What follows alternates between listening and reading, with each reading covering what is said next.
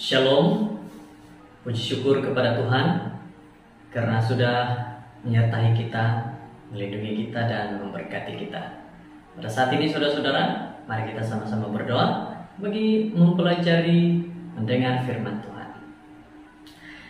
Bapa kami yang baik, Tuhan yang penuh kasih, kami berdoa pada saat ini.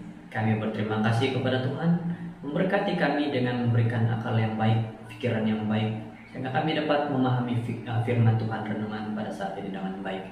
Terima kasih Tuhan karena mendengar penjodoh ini, dalam nama Yesus kami berdoa, amin. Saudara-saudara yang terkasih, firman Tuhan kita pada saat ini berjudul perumpamaan tentang seorang penabur, dan ayat renungan di dalam Matius 13 ayat 23.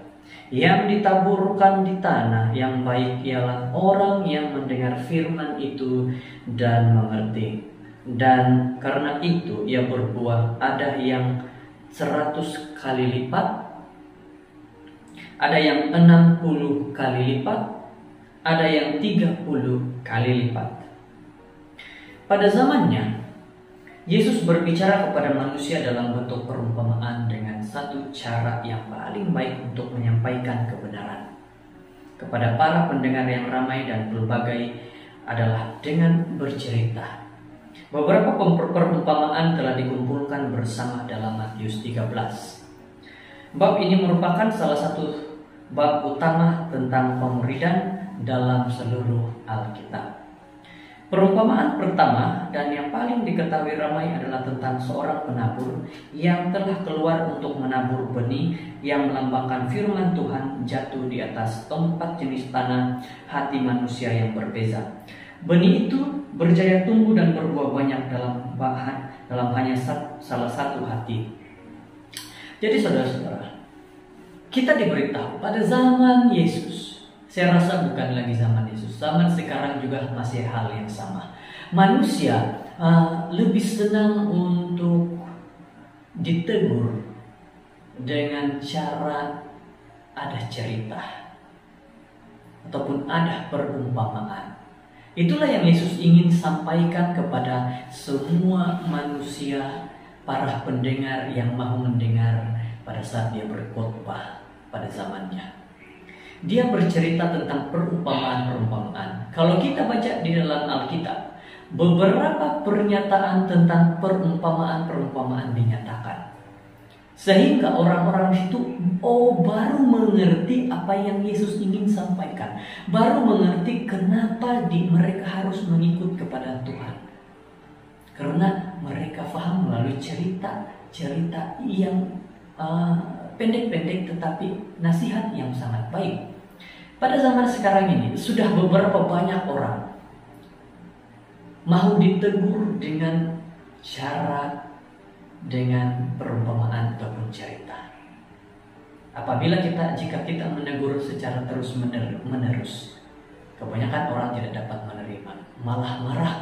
Tetapi apabila ditegur dengan ada perumpamaan cerita seperti ini, maka mereka dapat sadar apa kesalahan, apa kebaikan, dan apa yang mereka perlu lakukan.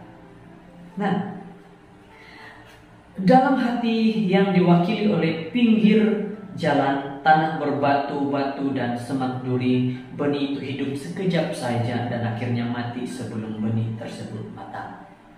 Terdapat banyak pelajaran yang boleh diambil daripada perumpamaan yang mudah ini. Tetapi mari kita fokus pada tiga daripada perumpamaan tersebut. Pertama, perumpamaannya, yaitu perumpamaan ini jelas menunjukkan bahwa kesalahan karena tidak berlakunya pertumbuhan tidak ada kaitannya dengan benih, tetapi ada kaitannya dengan tanah di mana benih itu ditabur.